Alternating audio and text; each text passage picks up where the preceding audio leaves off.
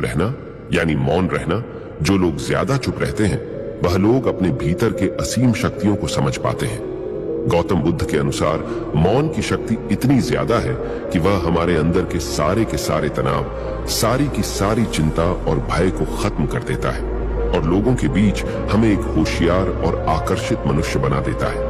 एक बार गौतम बुद्ध अपने आश्रम में अपने सभी शिष्यों को शिक्षा दे रहे थे कि दुनिया की सबसे तेज छुरी हमारी जबान है और दुनिया के सबसे खतरनाक हथियार हमारे शब्द है, जो बिना किसी का खून बहाए लोगों को अंदर ही अंदर मार सकते हैं। हमारे शब्द हमारी ताकत हो सकते हैं उसी के साथ, लेकिन यह हमारी सबसे बड़ी कमजोरी भी हो सकते हैं अगर हमें नहीं पता कि कब, कहां और क्या और कितना बोलना है।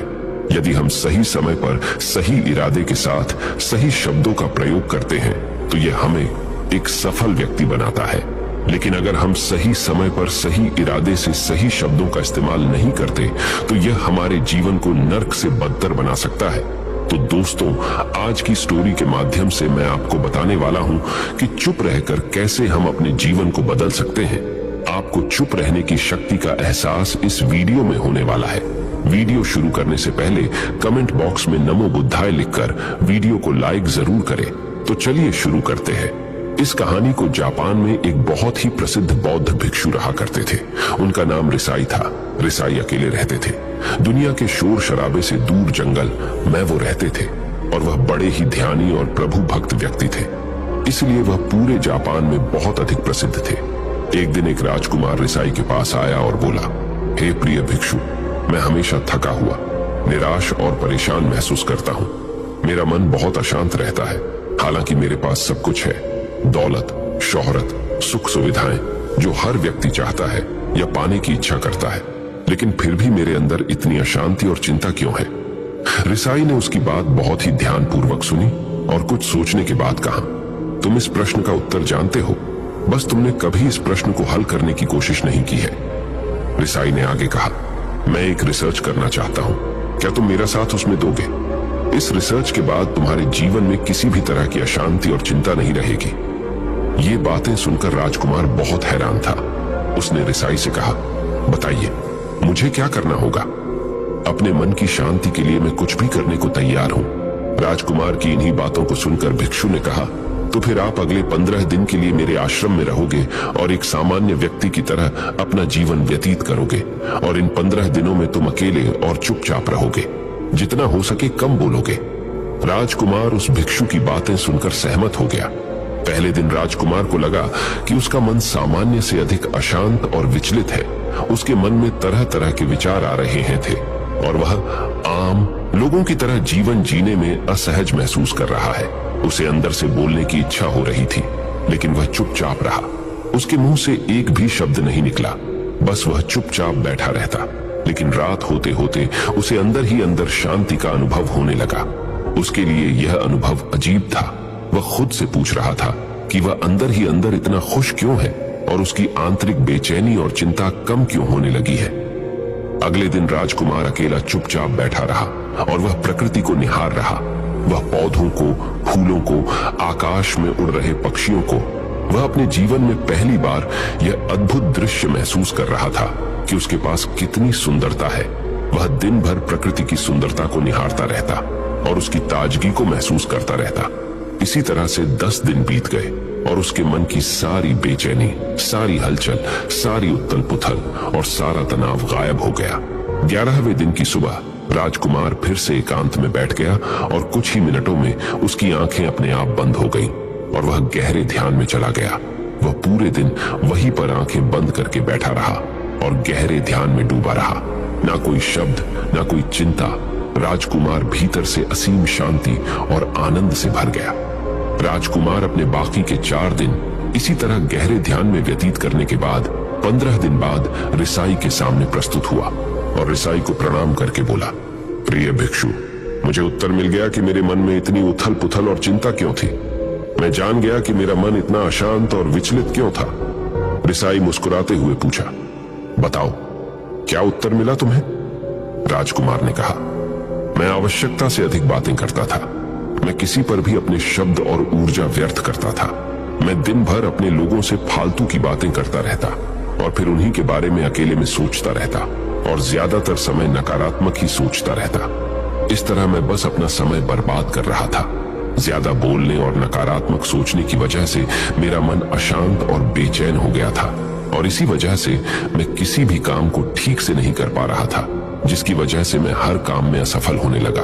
और फिर इन्हीं लगातार मिलने वाली असफलताओं की वजह से ही मैं और भी उदास और चिड़चिड़ा हो गया। इन्हीं सभी चीजों की वजह से मेरा जीवन नष्ट हो रहा था। लेकिन यहाँ पर बिताए हुए 15 दिन मेरे लिए पूरी तरह से अलग थे। मुझे कुछ अलग ही एहसास यहाँ पर हो रहा था। अब मुझे ऐसा लग रहा है मैं अपना जीवन पूरी तरह से जी रहा हूँ, लेकिन इससे पहले मैं अपना जीवन गलत तरीके से जी रहा था। और मैंने यह भी सीखा कि हमें सिर्फ ध्यान करने की जरूरत नहीं है। ध्यान अपने आप होता है जब हम शांत और मौन होते हैं। ध्यान के पिछले कुछ दिनों के दौरान मैंने जो पहली चीज सीखी वह यह है कि मनुष्य के जीवन की सबसे महत्वपूर्ण चीज स्वयं को जानना ही है। यह सुनकर रिसाई ने कहा, सिर्फ तुम ही नहीं, दुनिया में ज्यादातर लोग जरूरत से ज्यादा बोलते हैं। आज भी लोग ज्यादातर समय केवल एक दूसरे को नीचा दिखाने के लिए ही बोलते हैं। कुछ लोग ना चाहते हुए भी बातें करते हैं और अपना जीवन बर्बाद कर लेते हैं। रिसाई ने राजकुमार को चुप रहने का महत्व समझाते हुए कहा। एक बार गौतम बुद्ध से उनके शिष्यों ने पूछा, प्रिय बुद्ध, आप ज्यादातर समय चुप क्यों रहते हैं? बुद्ध ने कहा, क्योंकि चुप रहने से व्यक्ति अंदर से अनंत शांति की गहराइयों में होता है। मौन अपने भीतर उतरने की पहली सीढ़ी है। मौन के बिना स्वयं को जानना असंभव है। स्वयं को जानने और समझने का पहला नियम है कि मौन हो जाओ। उतना ही बोलो जितना अत्यंत आवश्यक हो। बेफिजूल की बातें करना छोड़ दो। तुम अचानक पाओगे कि 90% से भी ज्यादातर लोग व्यर्थ ही ज्यादा बोलकर अपना समय बर्बाद कर रहे हैं। ना बोलने का कोई भी नुकसान नहीं है, लेकिन यदि आप ज्यादा बोलते हैं तो आप अत्यधिक गलती कर देते हैं। अगर व्यक्ति कम बोलना शुरू कर दे तो दुनिया की 90% मुसीबतें कम हो जाएगी, झगड़े फसाद कम हो जाएंगे, उपद्रव कम हो जाएंगे। अगर लोग थोड़ा चुप रहना सीख लिए, संसार की बहुत सारी समस्याएं हैं, बहुत सारा उपद्रव सिर्फ बोलने से पैदा होते हैं। सारी बात मौन सीखने की है। जब तुम नहीं बोलते तब तुम एकांत में अकेले हो गए। भरे बाजार में भीड़ में खड़े हो नहीं बोलते। हिमालय के शिखर में पहुंच गए। जिसने मौन की कला जान ली वो भीड़ में भी अकेले होने की कला जान लेता है। एकांत में तो आदमी स्वर्ग में है। दूसरे की उपस्थिति ही बेचैनी पैदा करती है। पहले तुम्हें चुप रहने की शक्ति को धारण करना होगा। इससे तुम अधिकतर ऊर्जा को बचा लोगे और फिर इस स्थिति में पहुंच जाओगे कि तुम कम बोलने लगोगे। अगर तुम किसी के यहाँ पर जा रहे हो और परेशान हो जाओ तो ऐसे में उचित है कि आंखें बंद कर लो और अपने में खो जाओ। वहां से आपको ताजगी महसूस होगी, क्योंकि तुम्हारे अंदर ही जीवन का वो स्रोत छिपा हुआ है, वह किसी दूसरे में नहीं है। इसके बाद राजकुमार उस रिसाई से पूछते हैं, आखिर कौन हमें अपने अंदर तक लेकर जाएगा? ये बातें सुनकर रिसाई बुद्ध कहते हैं, तुम्हें स्वयं ही अपने अंदर उतरना होगा और वहीं से परम राज्य जीवन का आनंद ले पाओगे। आनंद का यहीं से जन्म हुआ है। यहीं से तुम मौत में डूब जाओगे। यही तुम्हारा सूरज उदय होगा और यहीं से अस्त होगा। इसी प्रकार तुम बार बार इबकी लगाओ। जब भी तुम इबकी लगाकर लौटोगे वहां से तुम पाओगे फिर ताजगी भरी जीवन की नई संपदा मिलेगी। इस नई शक्ति के जन्म होने से तुम्हारी थकान गई, उदासी गई, चिंता गई। जैसे कोई स्नान करके लौटता है तो शरीर शीतल हो जाता है, शांत हो जाता है। ऐसे ही जब कोई भीतर से साफ होकर वापस आता है, मौन में स्नान करके लौटता है, तो समस्त अस्तित्व, समस्त व्यक्तित्व शांत और मौन हो जाता है, आनंदित हो जाता है। जब तुम आंतरिक मौन की उस पराकाष्ठा पर पहुंच जाओगे तब तुम पाओगे कि बोलने से भी तुम्हारा मौन खंडित नहीं होता, वो बना ही रहता है। उसकी एक अंतर्धारा लगातार तुम्हारे भीतर बहती रहती है।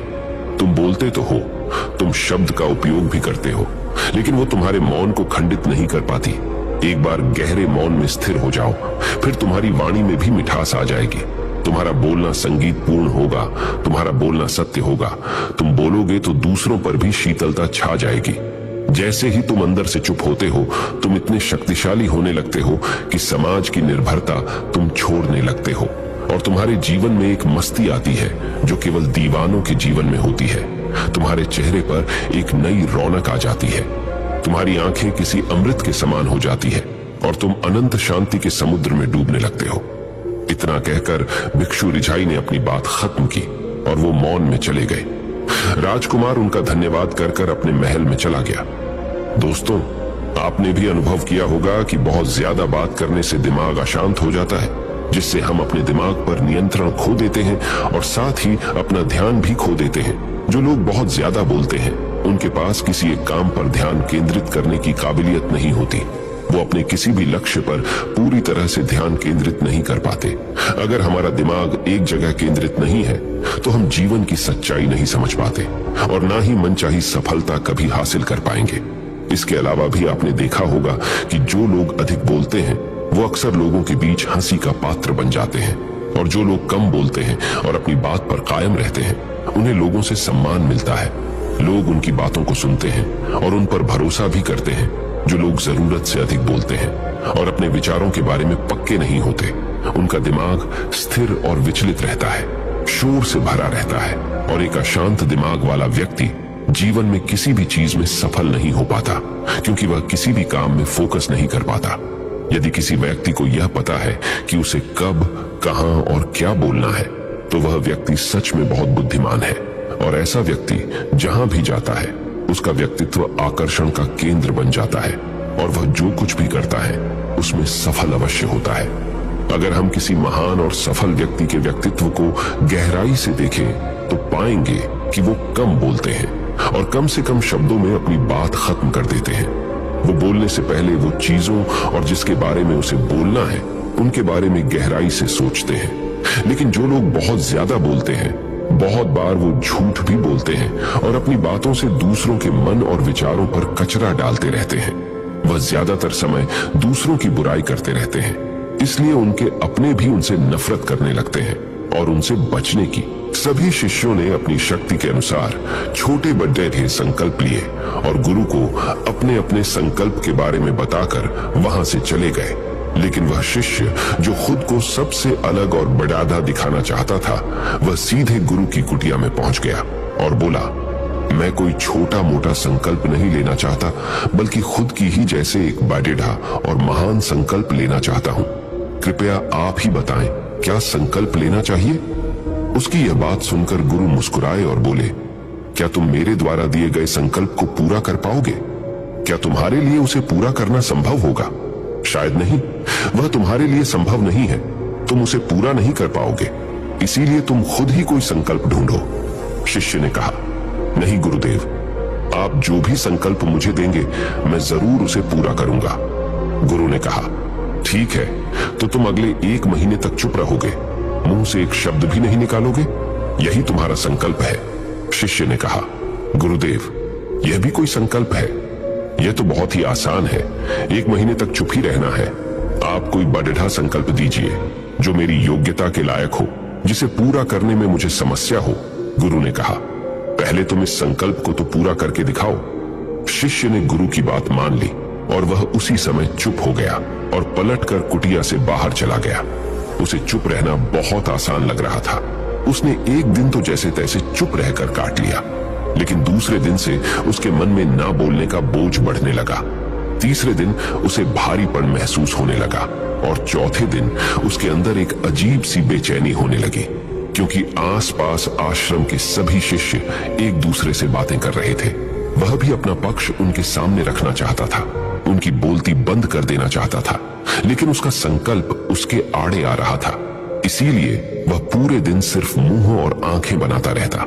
इसी तरीके से कुछ दिन और बीते और वह शिष्य बीमार पड़ीडीएच गया।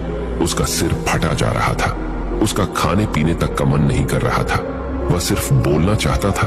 वह गुरु के पास गया और उनके सामने बैठकर लिखकर उन्हें बताया, गुरुदेव, मैं बोलना चाहता हूं, बिना बोले मुझे सांस नहीं आ रही, मेरा दम घुटता जा रहा है, मैं अंदर ही अंदर पागल हुआ जा रहा हूं, मैं क्या करूं? संकल्प तोड़ दूं क्या? ये पढ़कर गुरु मुस्कुराए और बोले, संकल्प तो तोड़ने के लिए ही होते हैं, लेकिन जो अपने संकल्प को पूरा कर लेता है वही अपनी आंतरिक शक्ति को बढ़ाता है, और जो अपनी आंतरिक शक्ति को बढ़ा लेता है वह समाज और जागृति की राह पर आगे भी आज जाता है। संकल्प का लेना भी तुम्हारे हाथ में था और इसे तोड़ना भी तुम्हारे ही हाथ में है। तुम्हारे बहुत से भाई अपने संकल्प को तोड़कर अपनी पुरानी दिनचर्या पर वापस आ चुके हैं। अगर तुमसे नहीं हो पा रहा तो तुम भी संकल्प तोड़कर अपनी पुरानी दिनचर्या पर वापस जा सकते हो। लेकिन याद रहे, अगर आज तुम इस छोटे से संकल्प को नहीं संभाल पा रहे तो तुम अपनी बाकी की पूरी जिंदगी को कैसे संभाल सकोगे? बाकी फैसला पूरी तरह से तुम्हारे हाथों में है। गुरु की यह बात उस शिष्य के दिल में चोट कर गई। वह बिना कुछ बोले वहां से वापस चला गया और खुद को अपनी कुटिया में बंद कर लिया। वह केवल अपने जरूरी कामों के लिए ही कुटिया से बाहर निकलता, बाकी सारे समय कुटिया के अंदर ही बैठा रहता। 15 दिन बीत चुके थे और आश्रम के लगभग सभी शिष्यों का संकल्प अब तक टूट चुका था, लेकिन उसका संकल्प अभी भी जारी था। संकल्प लेने के बाद से अब तक उसने एक शब्द भी नहीं बोला था। सारा आश्रम हैरान था कि इतना बोलने वाला इंसान चुप कैसे हो गया। 15 दिन बीतने के बाद वह दोबारा अपने गुरु के पास गया और लिखकर बताया है, गुरुदेव, मैं बाहर से तो चुप हूं, लेकिन मेरे भीतर बहुत सी आवाजें हैं, बहुत सी चीख पुकार और शिकायतें हैं। मैं अंदर ही अंदर बात करता रहता हूं। मेरा मन तरह तरह के प्रश्न पूछता रहता है। मैं बाहर से जितना मौन हूं, भीतर से उतने ही शोर शराबे से भरा हुआ हूं। क्या इस तरह से मेरा संकल्प अभी भी जारी है? गुरु ने कहा, हाँ, तुम्हारा संकल्प अभी भी जारी है, लेकिन जब तक लोगों की ये आवाजें तुम्हारे कानों में पेड़ी देती रहेंगी, तुम्हारा मन बोलता रहेगा, क्योंकि इसे तो आदत है बोलने की। तुम भले ही बाहर से चुप रहो, लेकिन तुम अंदर ही अंदर बोलते रहोगे। तुम्हें इन बातों से, इन आवाजों से दूर जाना पड़ ही रहेगा। शिष्य गुरु को प्रणाम कर वहां से चला जाता है और सुबह होते ही अपनी कुटिया छोड़कर जंगल की तरफ चला जाता है। कई दिन बीत जाते हैं, संकल्प का समय भी पूरा हो जाता है, लेकिन शिष्य लौटकर नहीं आया। आश्रम में सभी को डर था कि कहीं जंगली जानवर ने उसे खा ना लिया हो। इस बीच उसे ढूंढने की बहुत कोशिश की गई, लेकिन वह कहीं नहीं मिला। सभी गुरु भाइयों ने मान लिया था कि जंगली जानवरों ने उसे अपना शिकार बना लिया है, लेकिन गुरु को ऐसा नहीं लगता था।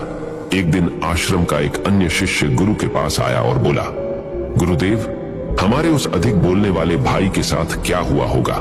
क्या जानवर ने उसे मार दिया होगा? गुरु ने कहा, हो सकता है कि जानवरों ने उसे अपना शिकार बना लिया हो, लेकिन उसके न लौटने की एक दूसरी वजह भी हो सकती है। शायद उसे वह मिल गया है जिसके लिए वह गया था। फिर शिष्य ने पूछा, गुरुदेव, क्या ज्यादा बोलना इतना हानिकारक होता है? गुरु ने कहा, इंसान के जीवन के बहुत सारे दुखों में से एक दुख यह भी है कि वह कभी चुप नहीं रह सकता, हमेशा कुछ ना कुछ बोलता ही रहता है। सिर्फ हमारे बोलने के कारण हमारे आधे से ज्यादा दुख पैदा होते हैं।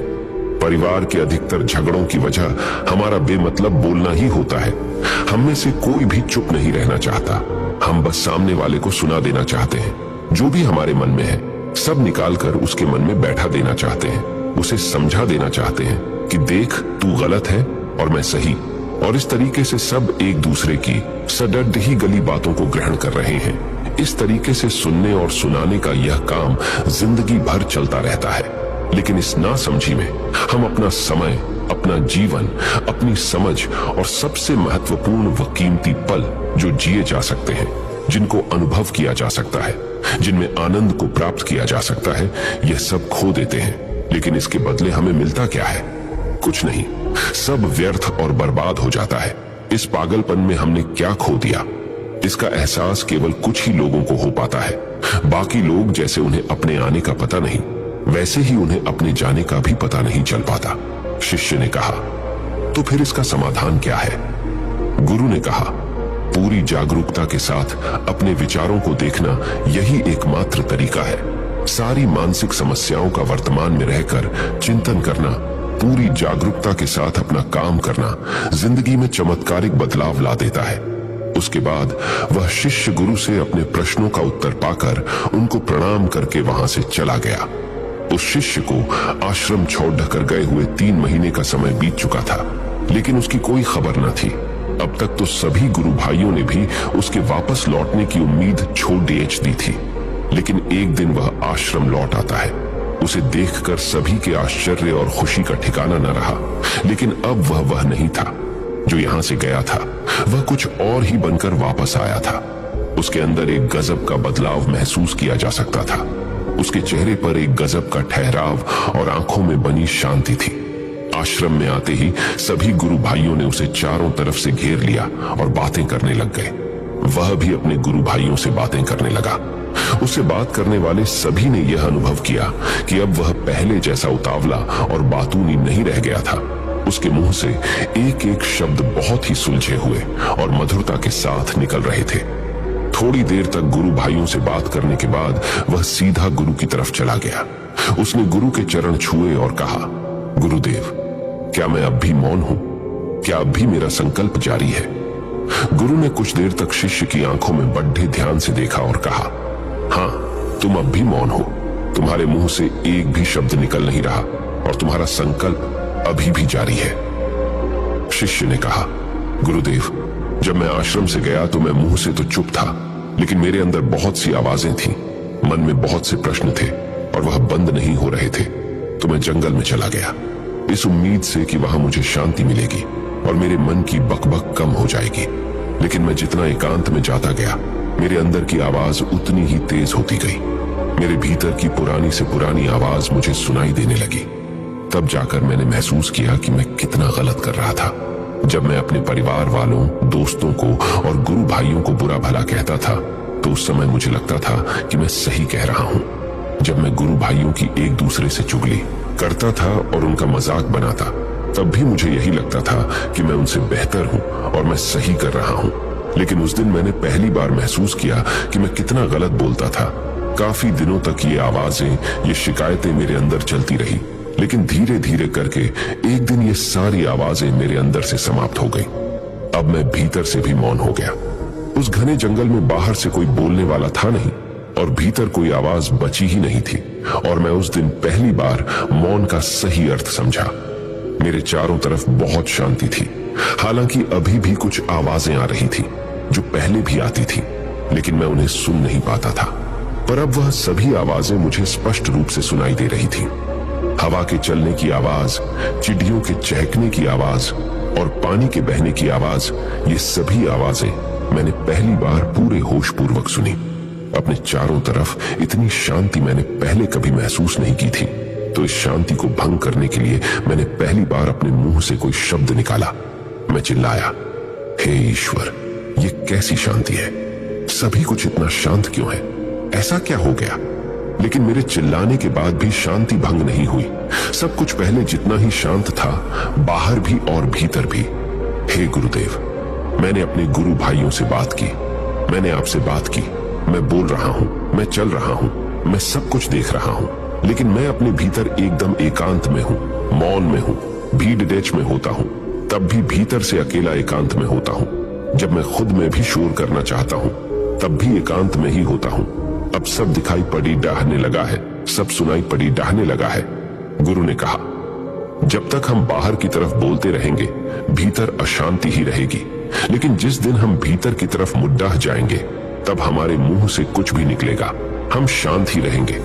दुनिया में जितनी भी बुराइयां हैं, ज्यादातर हमारे बोलने से ही उत्पन्न होती है, क्योंकि हम चुप रहना नहीं चाहते।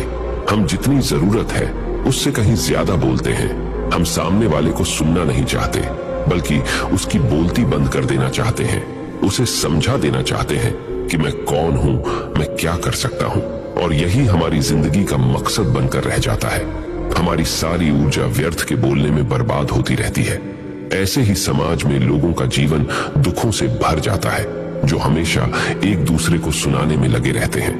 कभी एक दूसरे को सुनना नहीं चाहते, समझना नहीं चाहते, और चुप रहना तो उन्होंने कभी सीखा ही नहीं, क्योंकि चुप रहना उन्हें छोटा महसूस करवाता है। दुनिया की सभी लड़ाइयों का कारण हमारा बोलना ही है। इसलिए हमें सिर्फ उतना ही बोलना चाहिए जितना जरूरी हो, क्योंकि व्यर्थ का बोलना ऊर्जा को नष्ट करना है। और यह बोलना ही हमें कभी अपने भीतर की ओर लौटने नहीं देता, क्योंकि यह हमें बाहर की ओर खींच कर रखता है। और बाहर है ही क्या इस संसार के अलावा। लेकिन अगर अपने भीतर के संसार की ओर मोड़ना है, तो इस मुंह को बंद ही रखना चाहिए। इसीलिए जितने भी बुद्ध हुए, आत्मज्ञानी हुए, वह सभी एकांत की ओर भागे, ताकि उन्हें ज्यादा न बोलना पड़ी डेहे, ज्यादा सुनना न पड़ी डीहे। वह एकांत में रहे और शांत रहे, इसीलिए आसानी से भीतर की यात्रा कर पाए। लेकिन अगर कोई चाहे तो इस संसार में रहकर भी एकांत में रह सकता है, शांत रह सकता है। लेकिन इसके लिए उन्हें अपनी ऊर्जा बचानी होगी, जिसे वह अब तक अपने व्यर्थ के शब्दों में बर्बाद कर रहे थे। दोस्तों, इस कहानी की सीख यही है कि व्यर्थ का बोलना ऊर्जा को नष्ट करना है। ज्यादा और व्यर्थ बोलना ही हमें अपने भीतर की ओर लौटने नहीं देता, क्योंकि यह हमें बाहर की ओर झुकाए रखता है। और जिन्हें भीतर की यात्रा करनी है उन्हें अपने मुंह को बंद ही रखना चाहिए। मुझे उम्मीद है कि आपको यह कहानी पसंद आई होगी और काफी कुछ सीखने को मिला होगा।